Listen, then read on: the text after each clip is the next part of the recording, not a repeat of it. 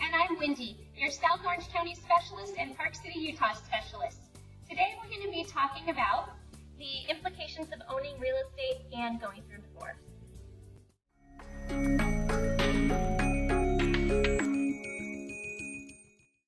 Welcome back. Well, going through divorce and selling a home are probably two of the most trying and stressful events that any individual or couple could possibly go through. And your home is likely one of your largest assets that you've accumulated throughout your marriage. So how you handle that asset is going to be vitally important to you as you move through your divorce.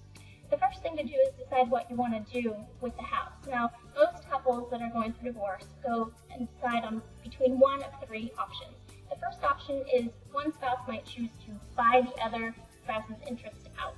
The second option, sorry, go ahead. Yeah, the second option is if you happen to have children, one spouse may choose to stay in the home until that youngest child turns 18 years old, and then go ahead and sell the house at that point and divide the proceeds. Correct. Now the third option, and probably one of the better options in our opinion, especially from the tax perspective, but the final option is just to sell the house.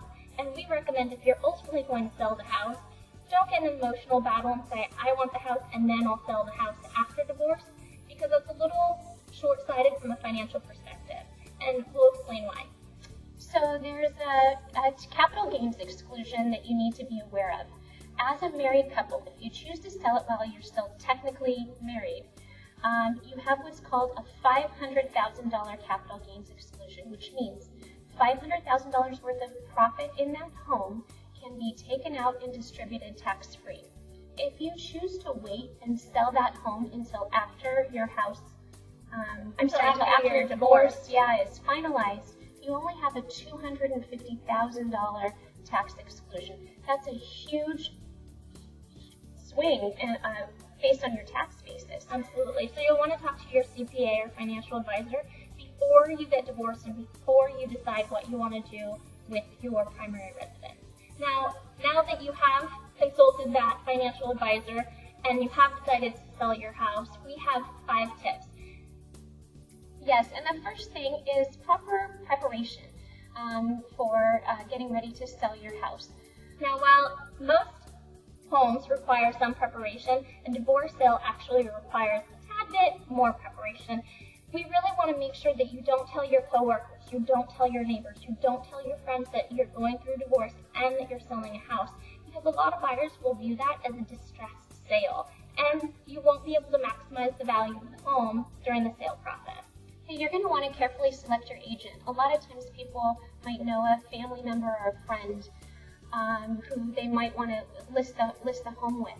But oftentimes what we've found in a situation like that is they're too close to the situation and they end up getting dragged into the situation. Yeah, tip number 2 is carefully select your agent, because you don't want somebody that's going to get involved in the emotions and get involved in the back and forth between the two spouses. It's already difficult enough. Find a neutral third party.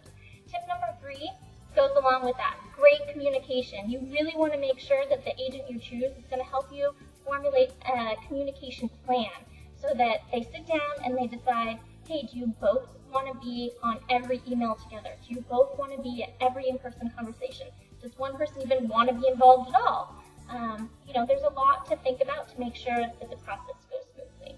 Yes, and tip number 4 is how are you going to handle showings? So we recommend actually putting a calendar together so it's very clear and your agent has clear communication to help you guys maximize the amount of showings and ultimately maximize the value that you're able to get out of your property.